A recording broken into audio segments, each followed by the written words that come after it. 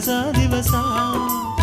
ನಂಗೂ ಹಂಗಾಗೈತೆ ಕೇಳಯ್ಯ ರಸ, ಒಳಗೊಳಗೆ ಹಾಡೈತೆ ಹೃದಯ ಸರಸ.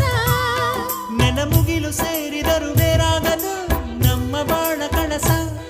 ಒಡಲಾಳ ಚಂದದಲ್ಲಿ ಹೇಳೈತೆ ಪ್ರೀತಿ ಕಥೆಯ ಸೊಗಸ. ನಮ್ಮ ಬದುಕ ಹರಕೆಯ ಪೂರೈಸಲು ದಿನವೂ ಹರುಷ ಹರುಷ.